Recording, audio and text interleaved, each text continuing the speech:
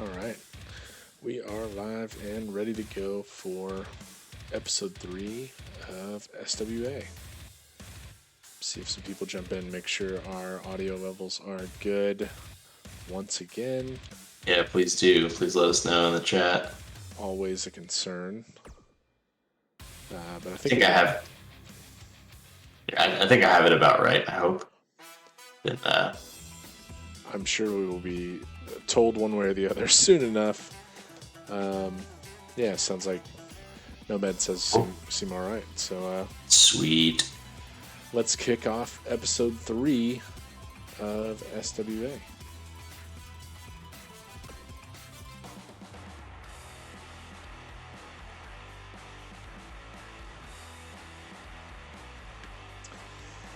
Got a standard full card, all 7 matches tonight.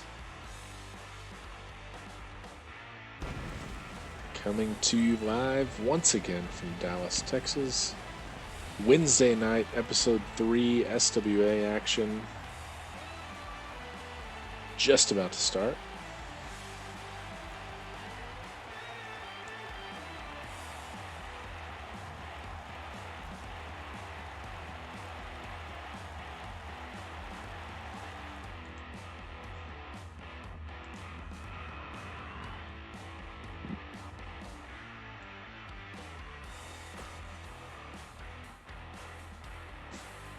Some new blood up first on the card here.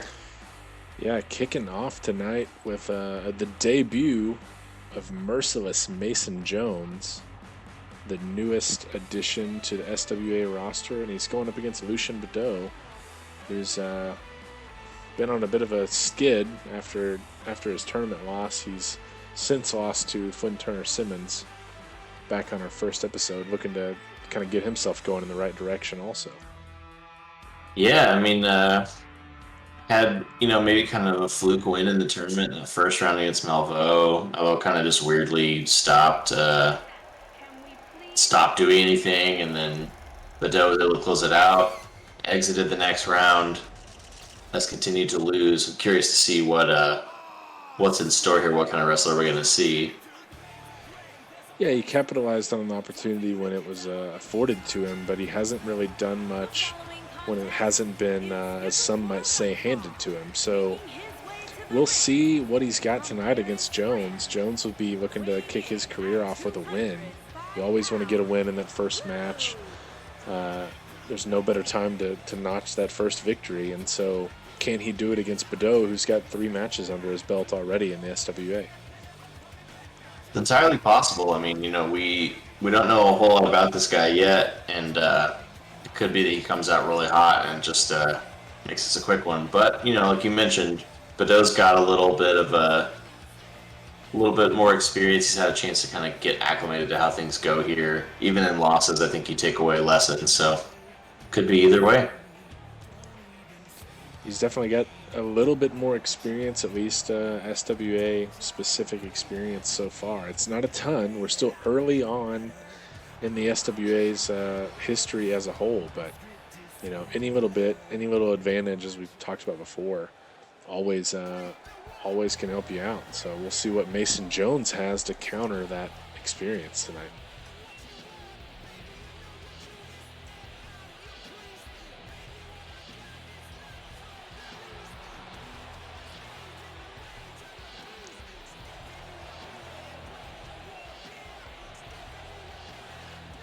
Soaking in his moment a little bit here. First time down the ramp. Weighing in at 215 pounds, Mason Jones.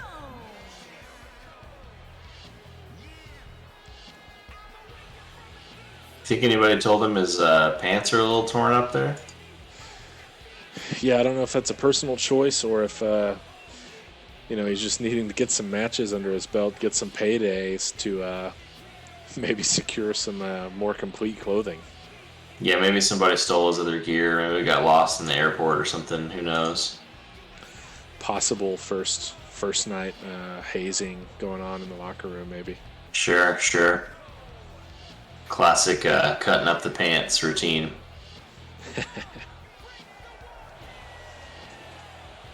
So what kind of style are we looking to see here from merciless Mason Jones? He's a bigger guy. Yeah, 6'3", 215, right in that light heavyweight range, just above the kind of cruiserweight cutoff. He's a self-proclaimed striker. He's going to look for, fist, feet, use his body. He likes to keep it little stand up offense, a lot of strikes, and that's what he'll be looking for against Badeau, who's going to work with a little float over DDT there. Jones already looking to do some strikes. It looks like interesting, like you noted, he's more of a stand-up guy as opposed to some of these guys that like to do a little more flippy stuff. Obviously, we've got our handful of folks who are strong submission artists. Oh, that's not going to feel good. Dumps Badeau right off the top rope. He is already going to work with both the legs and the hands. He's put some good strikes on Badeau already. He'll want to keep that up if he's going to secure a victory here tonight. Tornado DDT. Oh, wow. Tornado stun gun, I guess. Ooh, Might call right that. into that top rope. Look at Badeau, the nice counter. Little hip up head scissors. It's not something you see every day. Yeah, it's some athleticism on display from the Paris, France native. A little punt kick for good measure. Man, Badeau's looking a little extra mean tonight. Might be what he's been missing in these last couple of matches. Great chance to spoil a debut. Maybe that's exactly what he's looking for here. But, Jones laying in some offense of his own. Yeah, that standing Meteora, it's a pretty easy way to get somebody to go down to the mat if you just put all your body weight on them. Dragon screw takedown there. Just really going to work here. It's not been focusing on any one part of the body. He's really just kind of beating him up all over the place. Oh, a nice reversal from Badeau. He's gotten out of a couple of moves there with some serious athleticism. Just lands on his feet like nothing happened. Yeah, well scouted. Could be that experience at play like we talked about the intro to this match. And he's cranking the neck, but looks like Jones is going to get out of it here.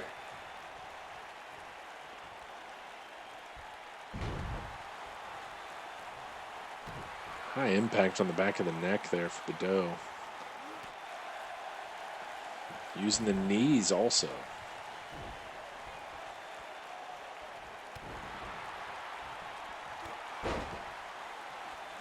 Jones likes to set up a discus clothesline. That's what he's used in some other areas. That's my understanding, and be looking to use that tonight against Badeau, maybe to put him away if he can get back in the ring and get back on the offensive. Yeah, and a discus clothesline is a great. It's a very clever kind of move to use as a finisher because it can really come out of nowhere. You don't need some complicated setup. You don't have to place them just right or whatever. You can just spin around and frickin' level somebody. Speaking of, what a chop there by Badeau. Yeah, these two trading some strikes outside, and with Jones being the striker perhaps in this match, I'm not sure if that's where Badeau wants to be. He's trading shots like that, but he's laying in the offense here with some strikes of his own. Yeah, he does not seem to be afraid of, this guy's reputation as a striker. He says, I'll go blow for blow with you and I'll be better at it. First pinfall attempt there. He gets a 1 count. Not quite enough to put Jones away just yet.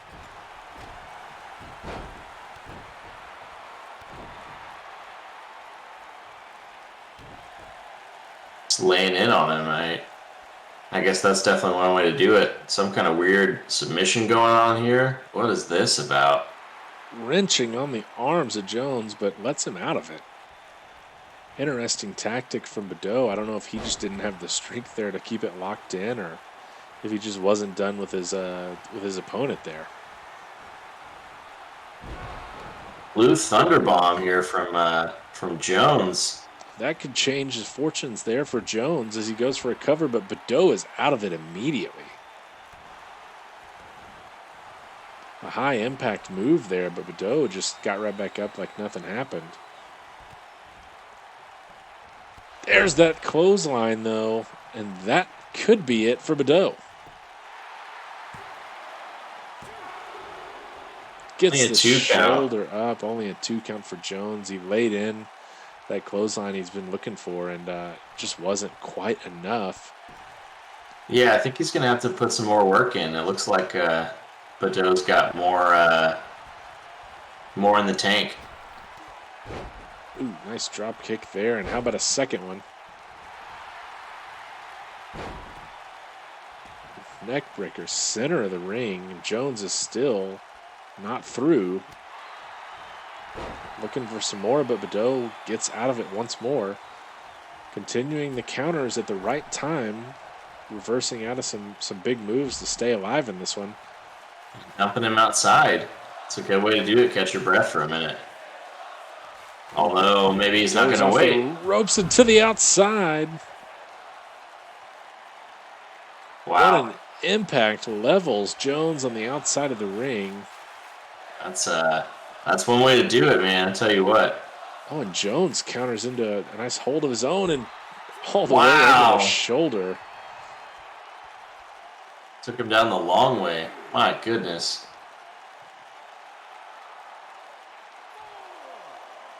The crowd rightly chanting, "This is awesome," just a moment ago. A good showing for both of these so far. It's a shame that one of them's going to have to lose this match.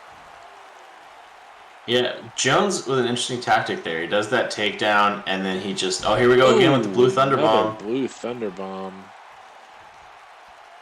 What I was going to say a minute ago is he goes for the cover here. Got 2 and 3 as he There goes it for is. the victory here. A nice win for Mason Jones. Yeah, incredible. What I was starting to say was that it was an interesting tactic. Jones went with that takedown and then climbed back in the ring and just taunted, just waited. He clearly knew that he had his number at that point, but I was wondering why not kind of speed it up, why not finish him off a little quicker, minute. but What is Jones? second guessing here. Oh, he's not. Oh, He's back at Badeau, center of the ring. And Lucian Ref wanted having to to call him off. spoil the debut of Jones. It's Jones that spoils the night for Lucian Badeau, not only with a victory, but a little post-match attack there for Mason Jones. yeah, and that's one way to make yourself memorable here in your debut in the SWA. Just attack someone else. You know, I don't know that Badeau's the biggest guy in the SWA, but he certainly went out there and took down his first opponent and then threw in a little extra. Maybe it's a message to the rest of the roster that Jones is here to take out some folks. I suppose so. I mean, either that or he just really didn't like something Badeau did to him. You know, maybe it's sort of like baseball when you disrespect a pitcher and he throws the ball at you. I'm not sure. Yeah, certainly could be something up there. We'll have to check in with Mason Jones and see what was going through his head with that attack as we head into our second match of the night already. A great kickoff to the show in that first match, but now we've got Corey Wolfhart taking on Lazar Malveaux. Yeah, and this a couple is- of people who dropped their first match in the tournament and haven't had a singles match since. We actually talked a little bit about Malveaux in that last match. He's the one who dropped to Badeau, and some thought that was a bit of a fluke. And Wolfhart lost to Goldenberg in the tournament, who's had a good showing in the SWA so far, and then was tagged up with AJ Balor, sort of spur of the moment, taking on the Quinn brothers and dropped that match as well. But 0-1 in singles competition so far. Yeah, and like you said, you know, Malveaux in particular is an interesting case because he looked to be ahead in that match, looked to be kind of on top, and then just kind of stopped. We still have not really gotten word about what happened there. Don't know if maybe he got hit too hard in the head or who knows what, but you know, he hasn't really had a chance to bounce back from that loss yet. So this is really his first chance to, you know, get another look, maybe get some momentum going in the right direction. And Wolfhart, yeah, you know, a loss to a very strong competitor in Goldenberg. I think nothing to be ashamed of particularly, but then bouncing off of that, having a tag loss, you know, again, it's understandable because he and Balor were kind of thrown together and they were up against a bona fide tag team. So I suppose you can understand it. I think here's really where we're going to see what Corey Wolfhart's made of. Yeah, it should be a good chance to see what both of these two are made of, in fact. And Yeah, we'll see if Malvo's still kind of nonchalant about this match, or if he comes in a little bit more serious and looks to put away Wolfhard here.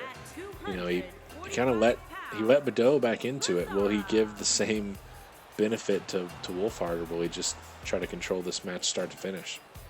Certainly don't want to make that a habit. I mean, it's a good way to find yourself at the very, very bottom of the card very quickly. But, you know, I suppose it's only a matter of time before we know for sure. Yeah, should be a good one here in our second match of the night already. A couple of 6'5" heavyweights here, 20 pounds in favor of Malveau, though, coming in at 245. The Louisiana native taking on the Florida native, Corey Wolfhard. Yeah, and honestly, you know, at this size, 20 pounds will help you a little bit, but I don't know that there's any significant difference between the two of them, other than one's got some badass pyro. But yeah, you know, both being 6'5", 20 pounds is not going to make a huge difference. They're both big guys, they're both strong guys, they're both great wrestlers, and I'm excited to see what we got in store for us here. Yeah, reach is going to be similar. Styles, on the other hand, you know, Wolfhardt's a bit of a powerhouse that Jackhammers, the movies, kind of look to use to put people away. Hasn't been successful quite yet at that. We'll see if that comes into play tonight. But Malveau already into a nice hold here to start the match. Yeah, you know, you mentioned that about Wolfhard. You know, he does like to use the jackhammer, and his reputation coming in was that he was, you know, just nigh unbeatable. You know, there was some kind of aura about him, I guess, from his indie days. It just that's the word that everyone said, and it is not shown to be the case here, and it's really interesting to see been such the opposite. But it makes me wonder if maybe he's one of those guys that can just sort of hit you with it out of nowhere, and it's game over. This Malveau kind of just presses his way out of that submission attempt there pretty much right away. Yeah, showing the strength in the match.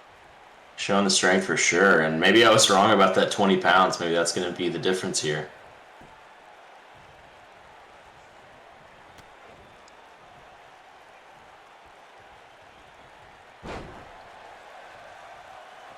Both guys kind of looking to assert some control here early on. It looks like really back and forth so far. Yeah, nice takedown there from Malveau, but it has been a little bit back and forth. A couple of reversals and big stomp from Malveau. Look at the height on that jump. My goodness. Good lord. Both those white boots delivered right to the chest of Wolfhard, driving him into the mat. But Wolfhard's still got some fight in him.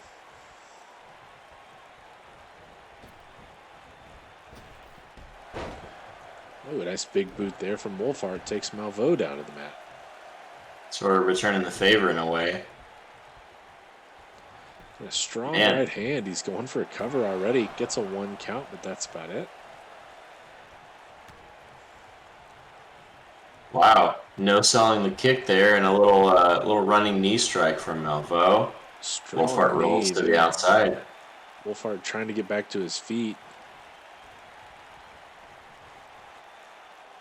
And Malveau lets him and catches it again there for it. Malveau just, maybe he didn't learn his lesson the first time against Badeau, but Wolfhard going to work now, laying in some hands.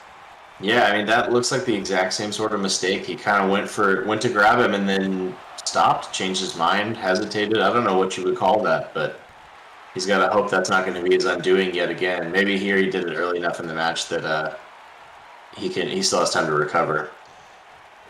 Yeah, he's definitely got time to come back from it, but I think what you call it is a mistake. But a lot of power and athleticism there. The kip up from Malveau. What's he looking for here? Drives that knee right into Wolfhard, who's down, and he's going for the cover. Has he done enough already? Oh, 2.5, maybe. Close there for Wolfhard. That bicycle knee strike, it is no joke, man. I mean, I know Wolfhard managed to kick out, but that thing is gnarly. Oh, and a spear. Although a spear. And Wolfhard looking to lay in some offense of his own here. Sets him up. It. Here it is. This is what we talked Taking about. Just him hit you for a out ride. of nowhere. Hitting you out of nowhere with this. It's exactly what we talked about. That could be game over for Malvo. And yet again, maybe that hesitation is going to be his undoing. Spear into the jackhammer, and he's got him 1-2, and no. Malvo gets a shoulder up. Nearly a 3 count there. And both of these men have survived just near disaster. And Wolfhart seems fired up now. He sure does. Working the crowd a little bit, bouncing off the ropes. He's got some juice going here, but that big back body drop by Malvo, maybe he's not completely out on his feet just yet. Malvo going for a cover. Oh, he's got the legs up on the ropes. Still can't get it to work. I think the ref saw that one, but Wolfhart able to press his way out of that one, just throwing Malvo off of him. A little taunt, just playing some mind games here. How about some clotheslines of his own for Malvo now? And he looks to have the momentum back on his side a little bit. Gotta be careful. Gotta be careful here. Trading blows, center of the ring. What an uppercut. This one could end badly at any point. You just gotta watch it. Oh, and Wolfhart might have been looking for the spear again there. Yeah, I couldn't tell if that's what he was going for, but he certainly took a gut shot for his troubles. Yeah, Malvo caught him with a well-placed knee. What's he thinking here? Is this a jackhammer from Malvo? Oh. It is! Using his own move against him. Is that enough to put him away? No. Somehow Wolfhart gets out. But Malvo countered that spear and just dropped a jackhammer back on Wolfhart. It's a hell of a statement to use a guy's own finishing move on him, but you got to be able to back up your words there, or your actions, I suppose, and we haven't seen Malvo do it quite yet. Wasn't able to put him away with it. Wolfhart saves himself of that embarrassment, but yeah, Malvo going with a little dirty tactics maybe there, getting in the head of Wolfhart. He definitely went for the mind games. We saw the dirty pin, and then he was taunting in the corner while Wolfhart was laid out. He went for his own move. But Wolfhart returning the favor here, really working the crowd a bit, trying to get himself hyped up, get everybody else hyped up.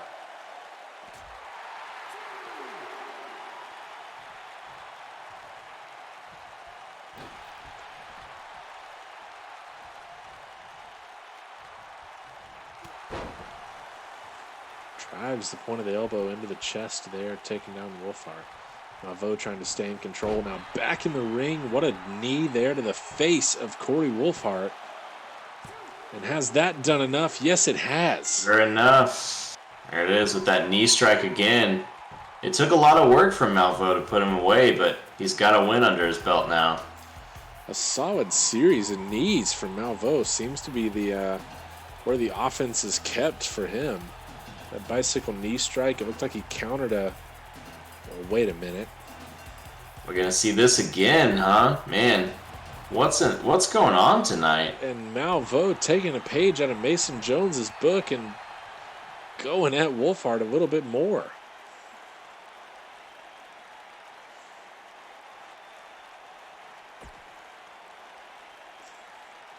I don't know what's gotten into the winners of the matches so far tonight, but 2 for 2 on post-match action.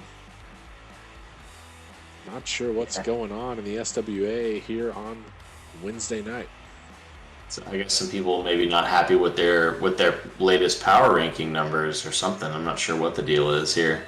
Yeah, trying to make a statement, trying to move up the rankings perhaps. Must be something in the water. We'll see if it happens a third time as we go into our third match. The Island God taking on AJ Balor.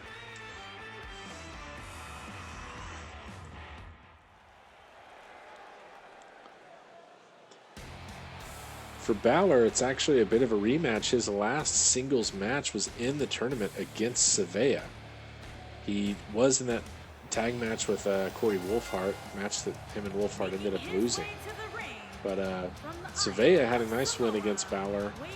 Ended up dropping later in the tournament, and then he's got to be frustrated because he dropped a real opportunity just back a little bit ago when he lost that Path to Glory match against Kiho Sankari. Yeah, I mean that's got to be frustrating. I think here Surveyor's going to be looking for a rebound, but he's no slouch here. I think he's set up well in this federation. And like you said, Balor, looking for a rebound of his own. Not unlike Wolfhard in the last match, had an early exit in the tournament and then lost a tag match. Although, at least in that instance, I suppose you can understand it since they were faced up against a real tag team. But Balor looking to make a name for himself here, and he's going to have to go through a pretty strong competitor to do it. Yeah, Balor's After he still looking for milks the crowd for 15 minutes. He's got the brightest lights in the SWA tonight. It's kind of incredible how reflective his skin is there, but Well, the cruiserweight will have his hands full with Surveyor tonight. The heavyweight coming in at 319 pounds. We're talking about a significant size difference. All of 10 inches height-wise, 5'6" versus 6'4". And in the weight department, he's given up 114 pounds to Surveyor. Yeah, I mean, that's a whole other person. It's pretty wild. This is going to be a significant size mismatch, but presumably Balor's going to try to make up for the size with his speed and athleticism. He likes to do some high-flying stuff. He's really bouncing all around the place. And Surveyor, I mean, he's athletic for his size, but I don't know that he can keep up with Balor. So if Balor can dictate pace, then that might be the ticket here for him.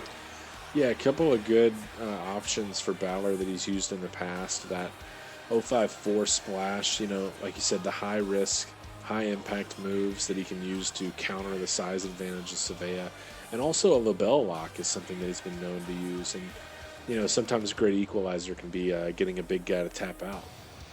Yeah, I mean, you take away the height advantage when he's laid on the mat, right? So, I mean, it's pretty simple that way. Everybody feels pain in their arms and their necks and their backs and all that. So you snap that label lock on and it's gonna be game over.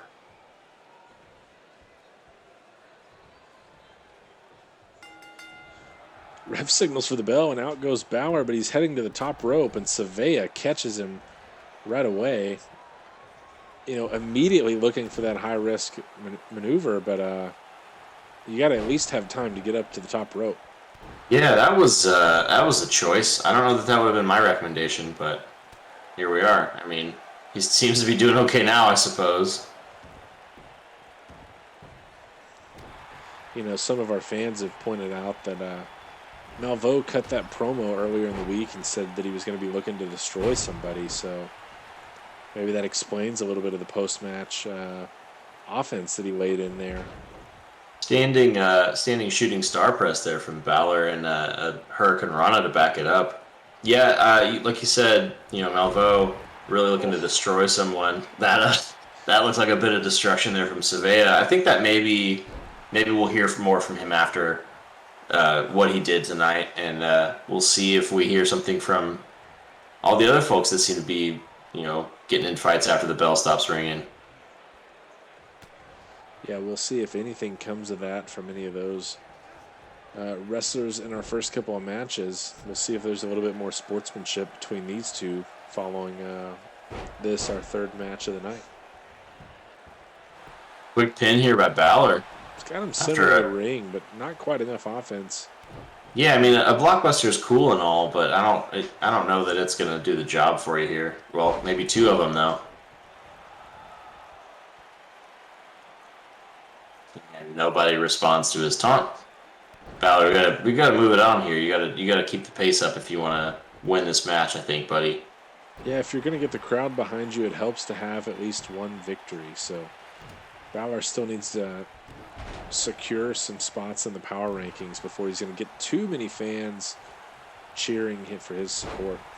Yeah, or do something interesting. I'm fine cheering for a guy who hasn't won if he's interesting, but all he's done so far is go to the top turnbuckle and get knocked down immediately. He does seem to be looking to dictate control here, but it's a little slow for my liking. Like I mentioned, I think pace is the key here for him. I think you really want to wear down Savea, and he's not really doing that the way I would recommend. Yeah, I would think that Savea would be looking for a slow pace himself, but I guess if you stay in control, that's what really matters. Now, up to the top rope comes Balor, and he's daring Savea to get to his feet. Oh no, that's bad news. Looking for a crossbody, and Savea just catches him and slams him down to the mat. Not what you're looking for if you're AJ Balor.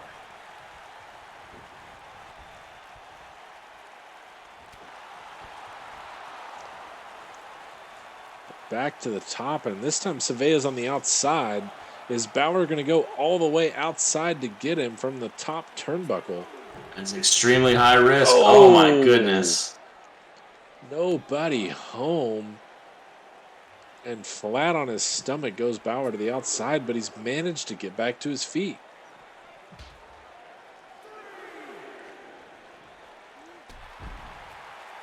Short arm clothesline there from Savea after running Balor there.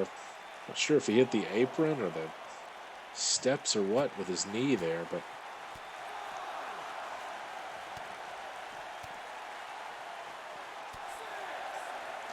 these two got to be careful. They're up to a 6 count from the ref here. No urgency I've seen shown by either one. Balor Okay, takes there we go. Savea back into the ring, but he's got to get back in himself. A little dangerous there with an 8 count. Yeah, really tempting fate. I mean, wouldn't that be just the way to lose this match? Oh, big clothesline from Savea. Just drops him out of the corner. The impact of that clothesline so much more when you're talking about the size difference between these two. That's a lot of impact in the corner there for Balor to take, but he does kick out of that pinfall attempt.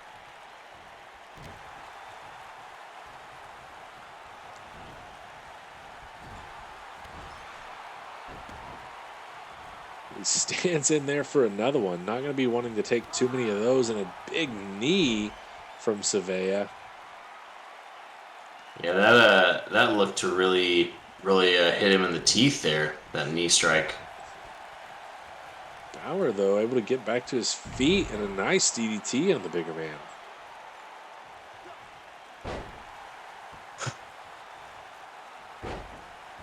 Little back and forth action and a little deeper into the match here. Kind of surprising. Usually by this point, somebody's sort of asserted dominance, but these guys refusing to concede.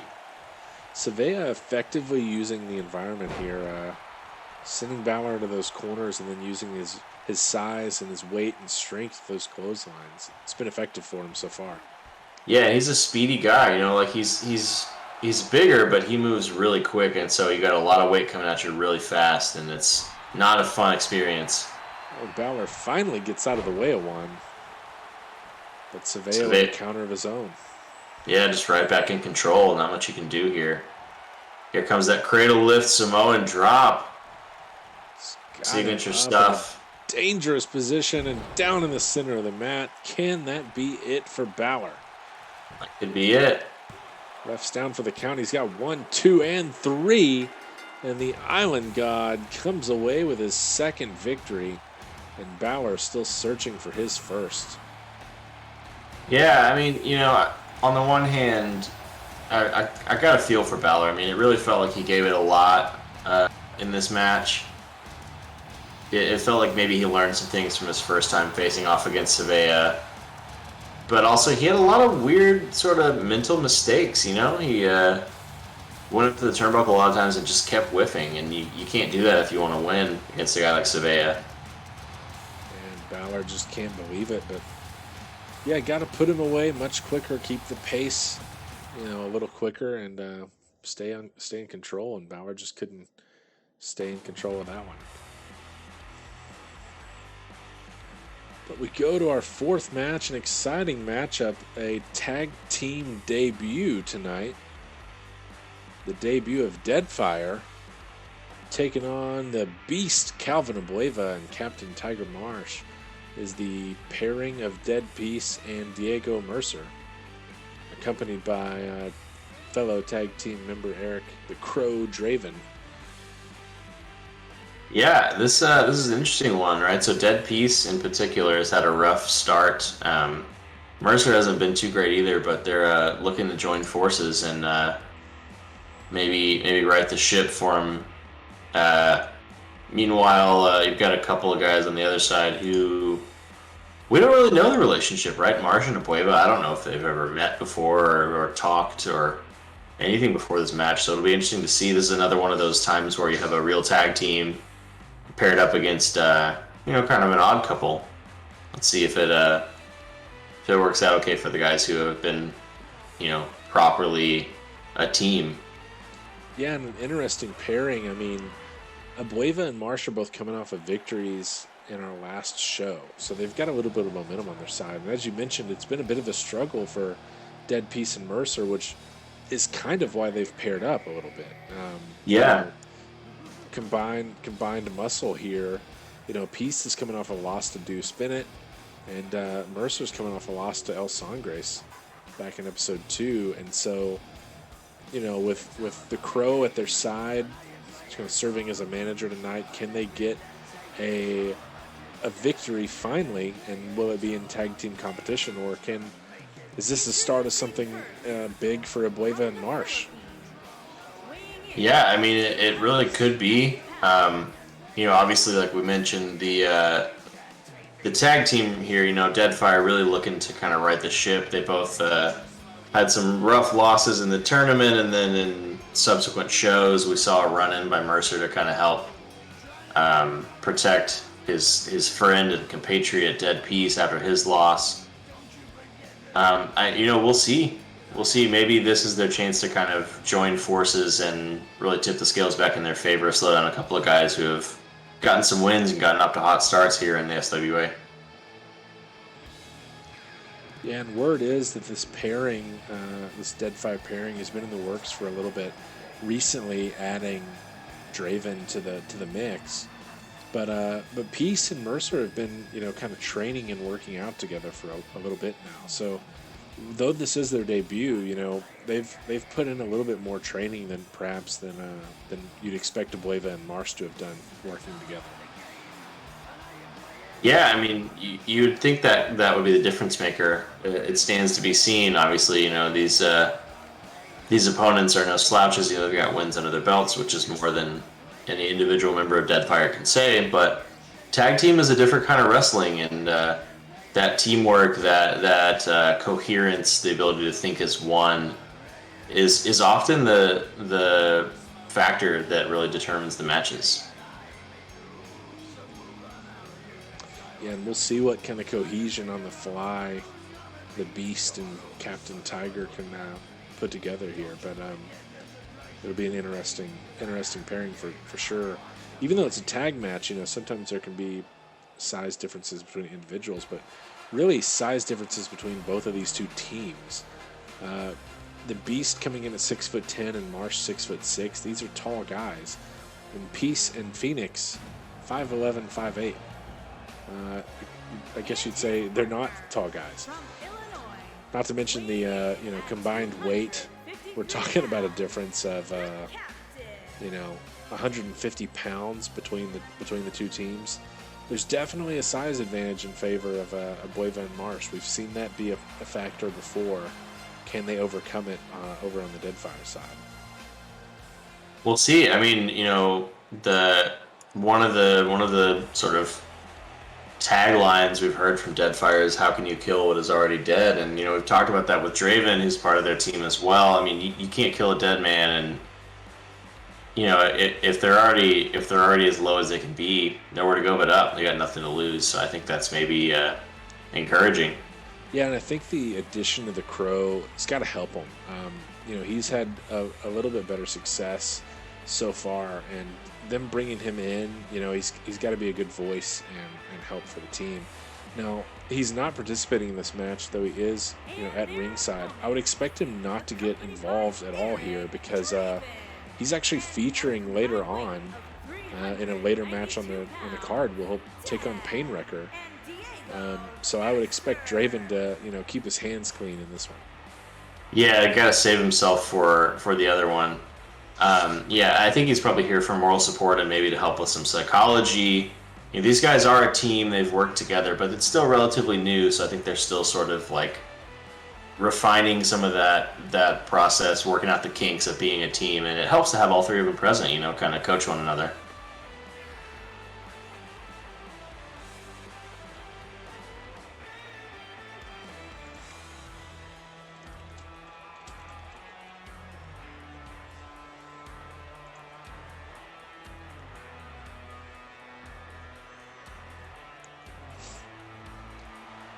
And for the Crow, that match later on, quite an important one, I'd say. He's going to be facing off against Painwrecker in a Path to Glory qualifier. Really a chance to continue his momentum in a good way. And he looks fired up, even though he's not in this match. Yeah, I think maybe he's their their heart, their soul, their energy, trying to get his teammates fired up, and hopefully that energy can carry over to his match later on tonight. That Path to Glory match is it's a big deal.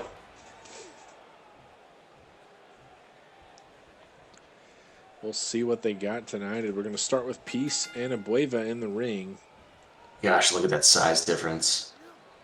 And Abueva going right to work. He's got Peace held up. Oh, and look at the display here. That stalling suplex with the squats is really just a way to embarrass your opponent. I mean, my goodness. Like, we get that he's small, but just showboating already. A lot of confidence from Abueva early on. Well, they don't call him the Beast for no reason. He's definitely got the strength and the size to accompany that nickname.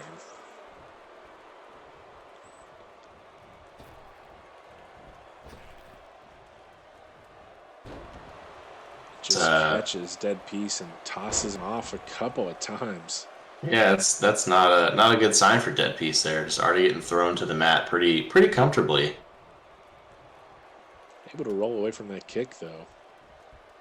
Yeah, I mean maybe he should look to involve his partner here. I don't know. It's what he needs to do, but get some help. You're on a team for a reason.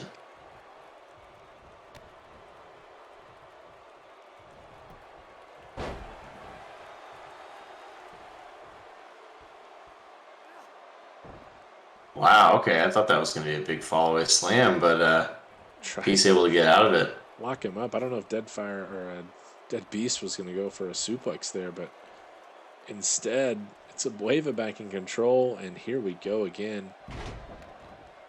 They say never to skip leg day, and it looks like Abueva's making sure he does not do that tonight. Yeah, definitely for sure on that. And now Draven getting involved a little bit. He's got some words for Abueva, and look out here, Dead Piece back to his feet. The reverse DDT is going to do a number, and now he gets Diego Mercer involved. And he's going to roll out of the ring away from Mercer. Wise decision there to get his partner in, though. Now the fresh man is Diego Mercer. A nice kick. Yeah, and shake things up a little bit. Maybe change of pace between the two, different fighting styles, things like that. I think that can really help if the match is not started off on the right foot. Although you got to be careful sending a man over toward his own teammate. Get a blind tag if you're not watching. Marsh gets out of the way there, and that's that experience. Perhaps Marsh could have pulled a tag off, and instead gets out of the way and kind of leaves his teammate in there. But Abueva doesn't seem to be looking for a tag anyway. Yeah, some weird communication errors there as we see a nice float over a head scissors by Diego Mercer. And there's the hot tag. Yeah, but Marsh does not make much of it. Mercer trying to take Marsh, I think, all the way to his corner. That's a long haul for a big guy there. Okay, a little drop toe hold on the second rope. A little Rey Mysterio action. It's always a nice reference. Drives the knee there into the face of Marsh, but Marsh back to his feet quickly.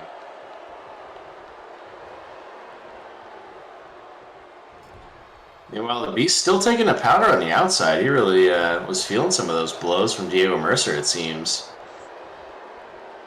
Again, we're walking to the corner, and it doesn't quite make it.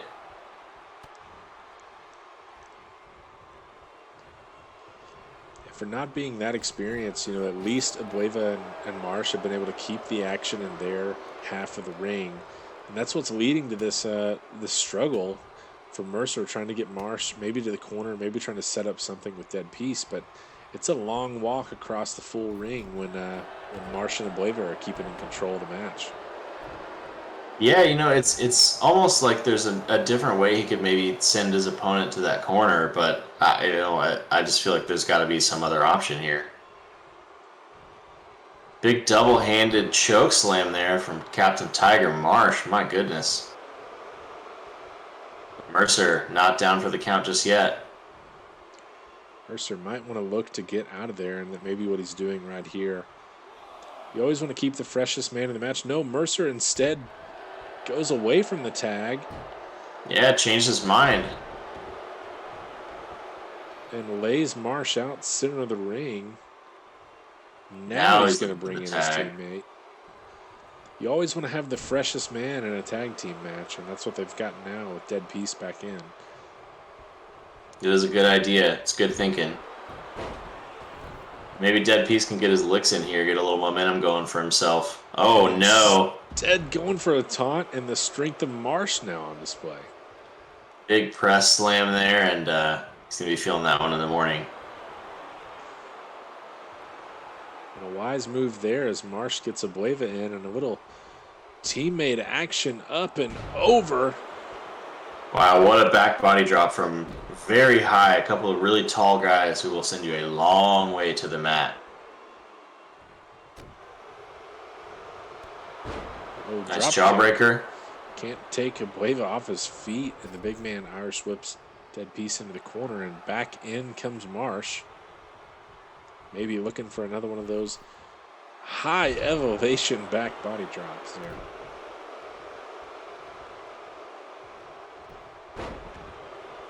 And again, Dead Piece, he's taking a lot of offense here. He's not quite, down for the count, but he can't seem to assert his will either, which is really what he wants for them. Oh, and he locked it in, kind of out of nowhere. Marsh taps out. Wow. That was very quick. With a submission like that, I mean, that's the kind of thing that can happen in a hurry, and it certainly caught us off guard here, at least myself in the booth. Dead Piece gets a submission on Captain Tiger Marsh, and Dead Fire gets a win in their debut. Yeah, that's encouraging for Dead Fire. My goodness. I don't know what to say. That really feels like it came out of nowhere. Certainly out of nowhere, center of the ring, and that's that tag team experience that Abueva and Marsh missed. Abueva nowhere to be found to help his teammate out, and Dead Piece able to lock in that submission and hold it. Yeah, and I suppose they both kind of put in some work on Marsh's head and neck area, and that was all it took. Wow. Great comeback win for Dead Piece and for Dead Fire as a whole. A great debut for those three. Certainly celebrating a match, and they're going to be hoping that momentum carries them into later in the night when Draven is in a Path to Glory match. But first, we've got Deuce Bennett taking on Tomio Yamaguchi. We'll see if we see another submission here, with Yamaguchi being a little bit of a ankle lock specialist. Yeah, we saw that last week, kind of unexpected. He had a match with El Puma, and they were just sort of really getting started, and then he locked in that ankle lock out of nowhere, and it was game over for Puma, who was seen limping all night, the rest of the night, just limping backstage. Yeah, and he's got a match against Deuce Bennett here, who's one of the few undefeated wrestlers in the SWA. Certainly, he's only had one match. He won his debut against Dead Piece. We'll see if he can improve to 2-0 here, but he's got a nice opponent. Be interesting to see who comes out on top of this one.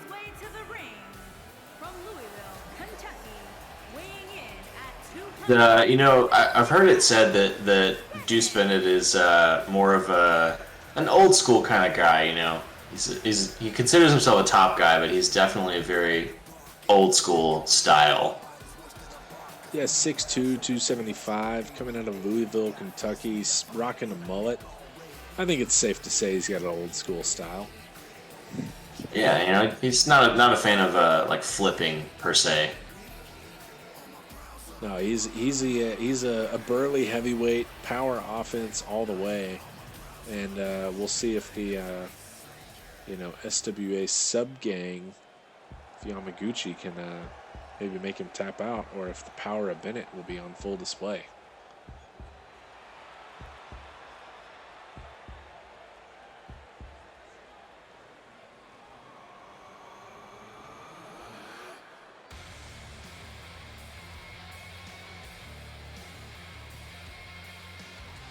And his opponent, from Kobe, Japan, weighing in at 210 pounds, Yamashita.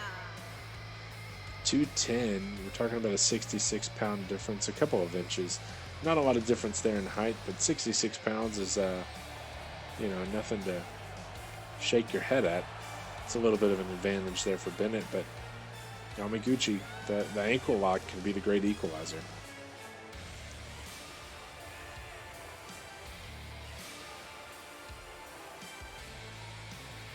Yeah, I mean he's a strong guy too. He's that weight is not bulk in an unhealthy way. He's a big guy. He's a strong guy, and that ankle lock really is the best way to showcase that. He just clamps down, and you're done.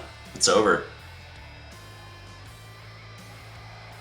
Also showcasing his flexibility here as he crouches and crawls all over the arena on his way to the ring. Certainly one of the more interesting paths that one can take to the ring. I've wondered though. It feels like we need to get production in here and work on this lighting situation. It feels like the timing of these lights is off, and we spend a lot of money on these intelligent lights and the smoke and everything. We need to talk to production about this. Yeah, certainly something that maybe they can clean up a little bit. It could just be us on the monitors here. Who knows? Maybe it's a little cleaner in person. I'll have to talk to some of the live audience. Ref signals for the bell, though, and we're underway. Wrong start. Big couple of slaps there from Yamaguchi.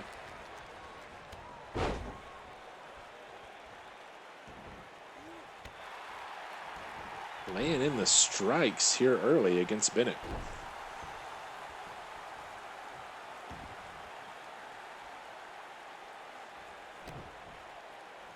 Big gut shot there from Yamaguchi.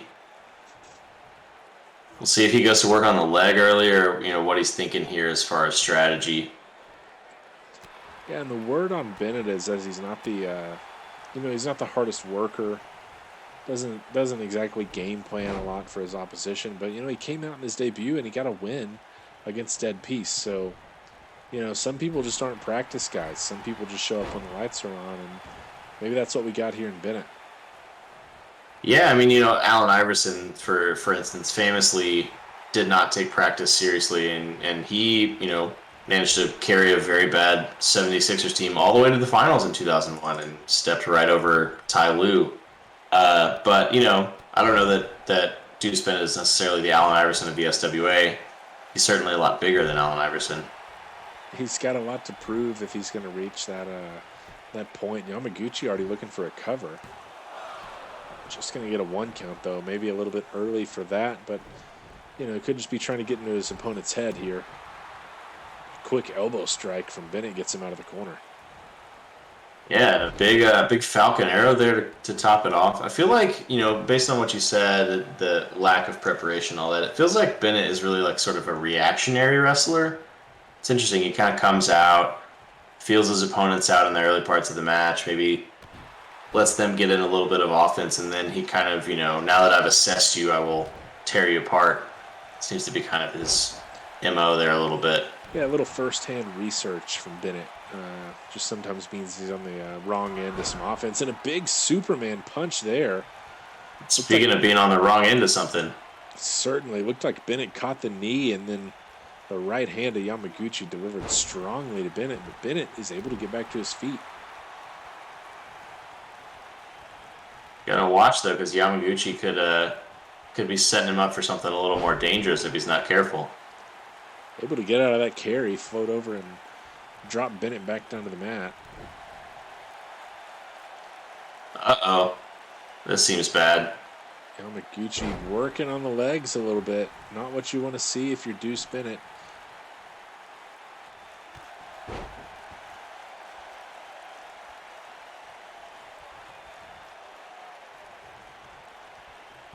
Still spending some time on the lower body, and that's where that ankle lock is going to be locked in. Could that be what he's trying to set up?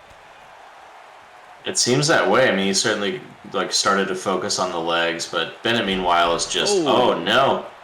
The strength of Bennett, but what a counter by Yamaguchi right into that DDT. That straight jacket suplex. Just too close to the ropes. Bennett able to get his foot on it. Ref called that immediately. Here he goes with the fireman's carry. And there's that go to sleep.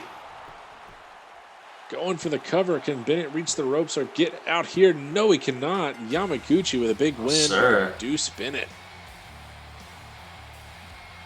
Didn't even need that ankle lock tonight. He said, you know what? I'm going to do it the old-fashioned way and just knee you in the face. Yeah, no submission here. Just puts him away with a strong knee. Bit of a statement win here from Yamaguchi. You know, we talked about how he had a sort of a, not necessarily a surprise win, but kind of a sudden ankle lock victory over Puma.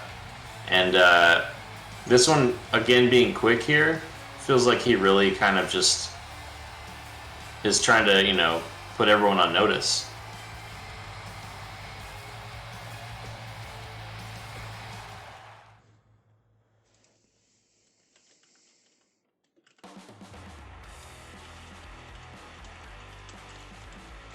Now as we head into our final two matches of the night, our first, another Path to Glory qualifier match between Painwrecker and the Crow, Eric Draven. Yeah, and this is an exciting match. You know, as we mentioned earlier, Draven hoping his momentum will carry over from the Deadfire win.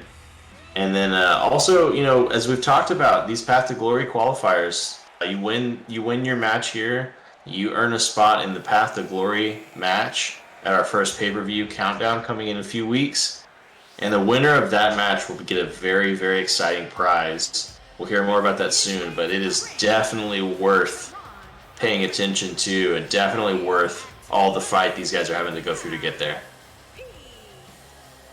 Yeah, and it's going to be tough competition even if you get there. We've already locked in Yasuke Bozeman and Kiho Sankari into that match. One of these two will be the third person participating at our pay-per-view, as you mentioned, Countdown, coming up in a few weeks. And, yeah, it's a big opportunity here for one of these two between Painwrecker and Draven.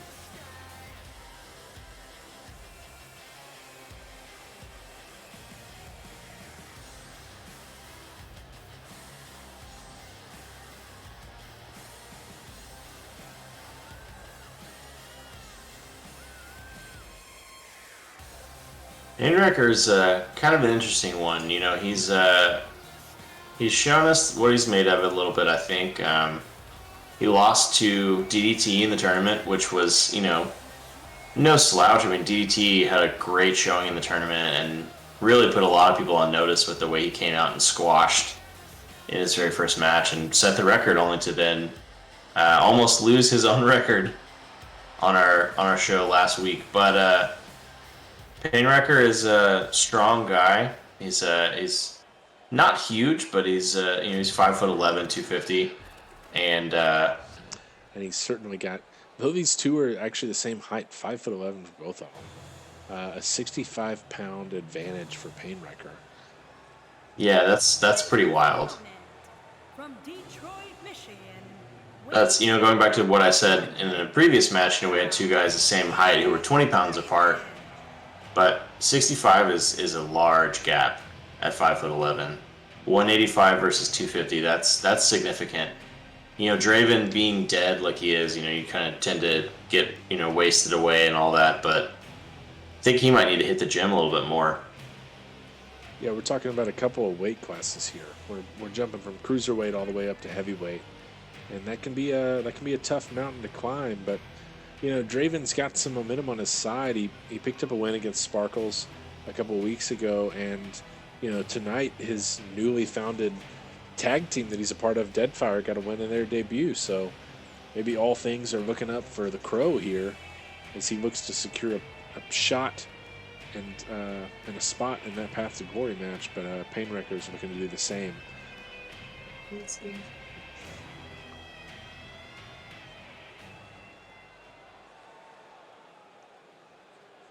So we get ready to go underway here. Ref signals for the bell, and this one's ready to go.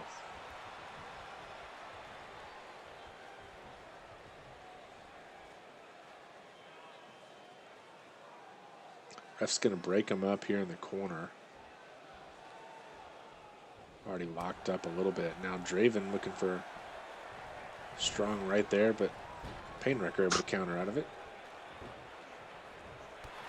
Yeah, interesting start so far. I feel like these guys can't decide what to make of each other.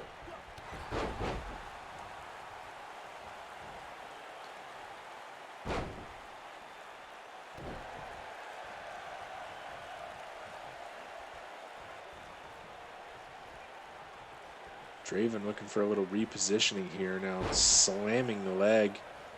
A lot of impact on the knee there.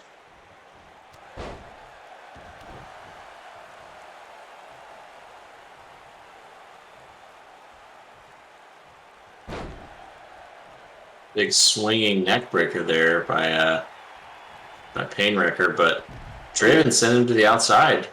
Outside he goes, and over the edge goes Draven too. As this fight spills over to the outside of the ring, but perhaps wisely both men get back into the ring there. Dodging a drop kick. Draven looks to be, I suppose, maybe in control here, but it's tough to say. As Painwrecker, interrupts me in mid-sentence to take control of the match. This one, at first I was going to say maybe they don't know what to make of each other. Now I think maybe they're both kind of feeling it out, taking their time, because this ultimately is a really big opportunity. I think these guys know that.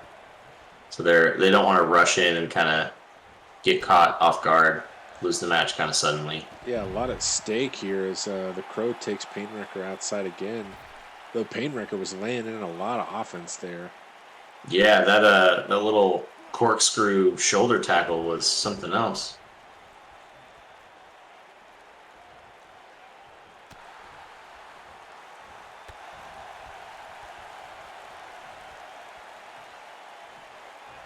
Dumped off the top rope goes Draven. Now working on that back and that neck. Really stretching him there. Hasn't done quite enough to get him to tap out. Draven to his feet, delivers a couple of nice kicks. How about a third? But Painwrecker staying on his feet. Yeah, that single leg drop kick doesn't quite have enough oomph to it. He needs to put a little more on that. Using the ropes to sling his opponent back to the center of the mat. And he's going to go for a cover now. Has he done enough? Not even close. Hardly a 1 count. Ooh, catches that elbow right on his forehead there. Oh, and finally the kick takes Painwrecker down to a knee, but he's quickly back to his feet. Yeah, I mean, he's just right back up, hits him on the back suplex. I can't tell if Painwrecker is actually feeling pain here or if he's just kind of playing possum a little bit. No idea what's going on here.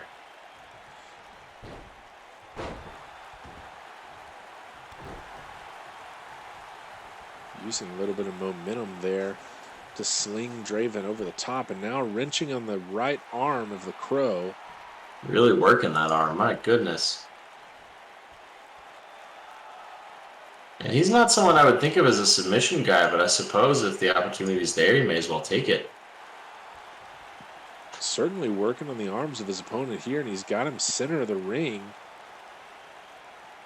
Can Draven find a way out of this? Or perhaps Painwrecker will just let him out of it. Finally takes him down with that kick and feeling himself afterwards. And outside of the ring for a third time goes Painwrecker.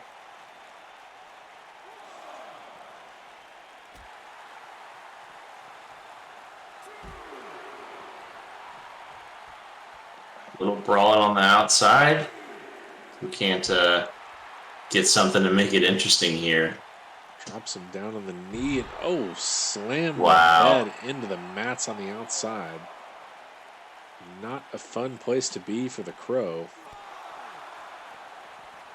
But he's going to get back inside. Probably the wise decision there.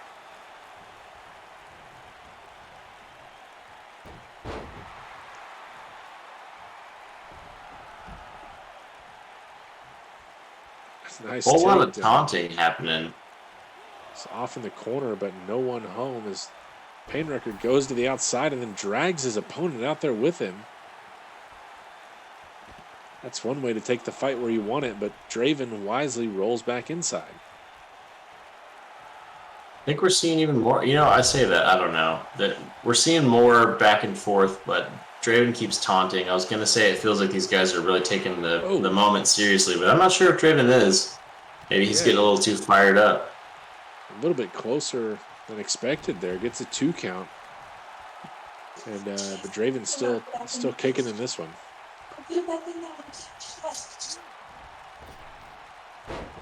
Goes for that corkscrew uppercut once more, but this time well scouted, and a big drop kick takes down Painwrecker. Looking for a cover off the drop kick. He's got a 2 count, nothing more.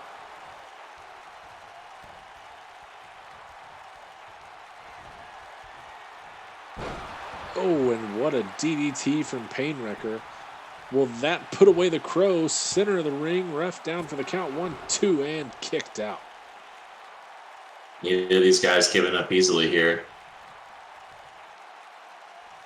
And that's what we've seen from Draven every time he's made an appearance. A ton of resiliency. But Painwrecker just hanging in there so far and laying in a lot of offense.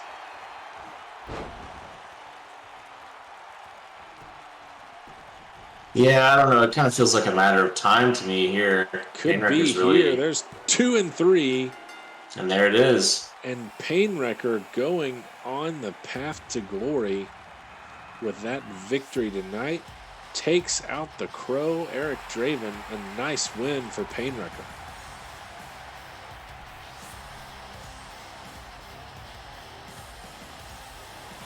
That's a good win. Good win by Painwrecker here.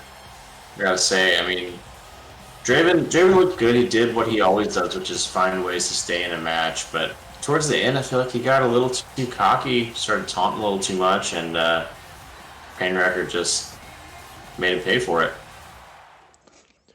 Yeah, definitely maybe should have stayed on the offensive there and tried to control the match a little bit more. But a good fight nonetheless. Takes us to our main event of the night.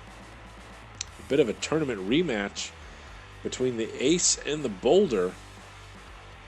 The first appearance of the Boulder since his loss to Warren Windham in the finals of that tournament. Lost his chance at the gold that night, still looking, however, to secure another shot perhaps in the future. A win against the Ace would do wonders to do that. But, the Ace is out here looking to tie up the records between these two, looking to move to 4 and 2 and give the Boulder his second loss. Yeah, I think this is an interesting one on both sides, right? So we've got the Ace on one side who had a fantastic run in the tournament.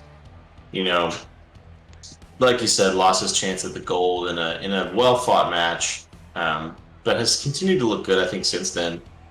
And on the other side, we've got Tupuola, the Boulder, who, honestly, it feels like the title could have been his just as easily. He also had a great showing in the tournament. Both these guys have really established themselves as top-tier competitors in the SWA. I think this one really could go either way.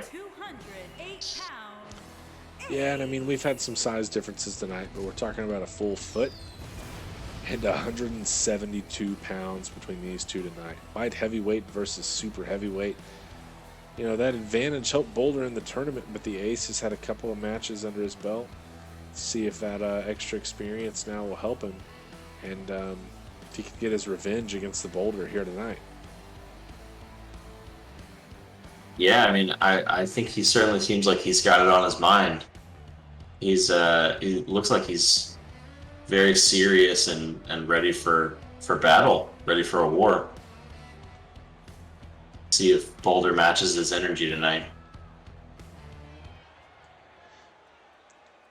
And we last saw Boulder when he was put down by Warren Wyndham. But he had a great showing up to that point in the tournament, going 4-0 up until that point. A crowd favorite, one of the two super heavyweights in the SWA, the largest individual at 380 pounds that we've got in the SWA. But yeah, he's got a good opponent tonight in the Ace.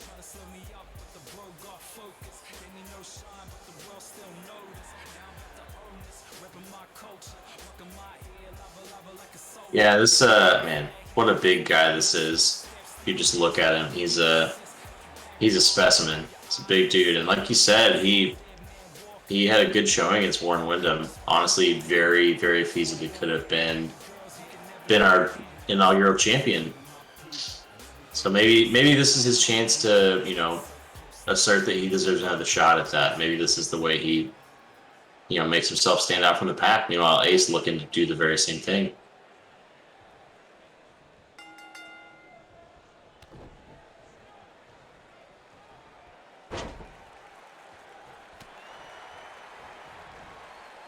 And so far, the Ace got the first strike in, but now he's just been tossed around like a rag doll. But he does take Boulder down there, and that's where you want to keep him if you're the Ace. If you can keep him level with the mat, that negates a lot of the size advantage.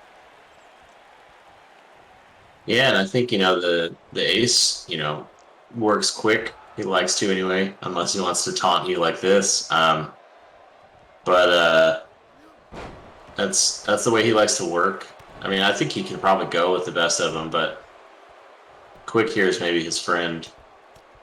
Don't want to take too many of those giant potato hands from the Boulder. Yeah, I mean, one of those fists about the size of Ace's head. Boulder going for a cover. That's a lot of weight to get off of you, but he gets his legs up there after a 1 count.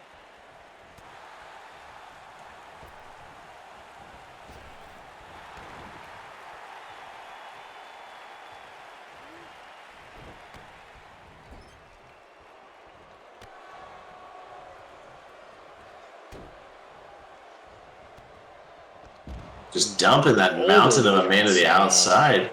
That's a big clothesline to take him down there. Yeah. Long way to fall, too. Comes right back in, though. Boulder does not want to fight on the outside.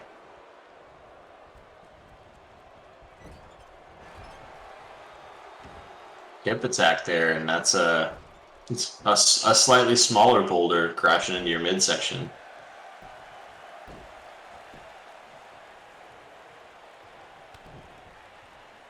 Ace here using the speed of his attacks, kind of help him maybe get some advantage back, and a little wheelbarrow flip action there too. Yeah, getting some momentum on his side, using the weight of the Boulder against him. A nice standing moonsault there. Yeah, that's a way to do it. Just a 1 count though. The athleticism by Boulder, but what a kick by the Ace.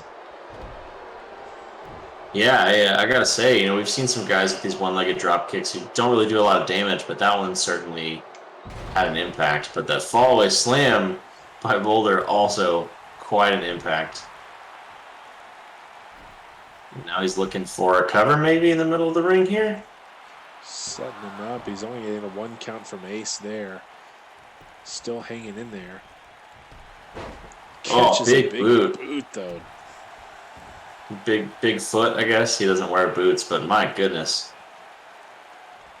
Oh, just wrenching on the head. A lot of weight behind that. Can the ace slip out? Yes, he can. That camel clutch is no day in the park, so he's gonna be feeling it. Up and drives both feet into the corner against the boulder there. Some creative offense. Get a lot of momentum behind those feet when you swing up that high. A lot of effort to roll the boulder over, go for the cover, gets a 1 count. Crowd not enjoying the ace being in control of the match there.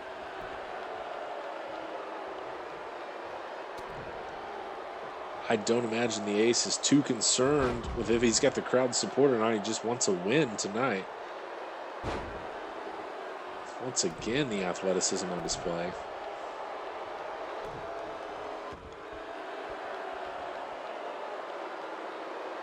Now wrenching on the neck of the boulder. Who pulls his way out of that one?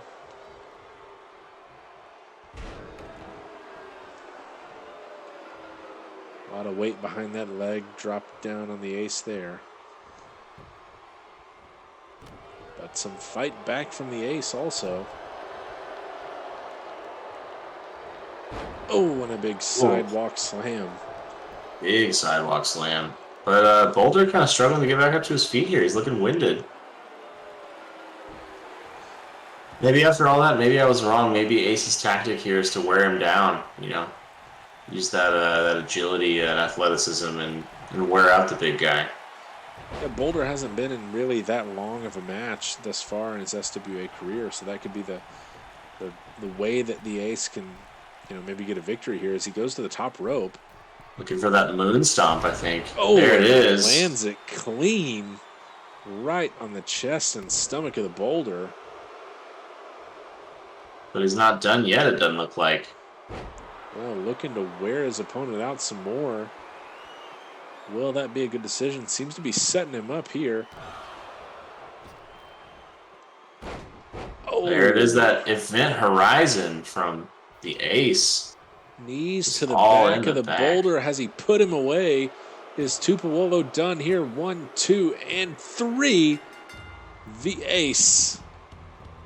The Event Horizon puts down another, and he gets the victory, stopping the boulder for only the second time. And what a big victory for the ace here tonight. Yeah, that's a heck of a victory by the ace. I mean, look, both these competitors are we going to see it again? Oh my goodness. What has gotten into these guys tonight? The ace taking a page out of the other's books, ending our main event with a post-match attack of the boulder. Man. And good grief, the ace coming out. A big victory and then a post-match attack, something we've become familiar with tonight. What an end to our show. The crowd not a big fan of how that one went, but I can guarantee you that the ace does not mind and is not concerned. As he moves to 4 and 2, a big victory over a big opponent, taking down the boulder. Yeah, and what I was going to say, I mean, both these guys are great. Excuse me. Both these guys are great wrestlers, and so of course that was going to be a great match. But I think the ace in particular, looking for a bit of redemption, looking to show that he belongs in the top of the card, I think really made a statement here tonight. Really a great win over the boulder. Certainly a momentum-changing victory, a big one here. We had a great night of matches. We had a lot of post-match attacks. Mason Jones got a win in his debut over Obedo and then attacked him after the match. Lazar Malvo got a win, his first victory over Corey Wolfhart, and then attacked him after the match. You may be noticing a theme here. AJ Bauer, had a match against Savea, wasn't able to come out. Actually his second loss to Savea. He's 0-2. Both of his singles matches has been against the Island God. Both of them have been losses. We saw another tag team debut and another tag team debut win for Deadfire. as Dead Peace made Captain Tiger Marsh tap out in a surprising finish to that tag match. Tomoyo Yamaguchi put away Deuce Bennett, and Pain Wrecker secured a spot in the Path to Glory against the Crow. And then our main event that you just saw, the Ace getting the big victory against the Boulder, was a great show, top to bottom, start to finish. And we'll have episode 4 announced shortly, probably tomorrow, and should be coming to you live in a couple of days' time here on Friday. Should be same time, same place, same great action. A lot to look forward to. Yeah, it's been an exciting night. Can't wait to see more. Thanks to everyone for coming out once again. This was episode 3 SWA, and we'll see you in a couple of days for episode 4. See what other things shake out here in SWA.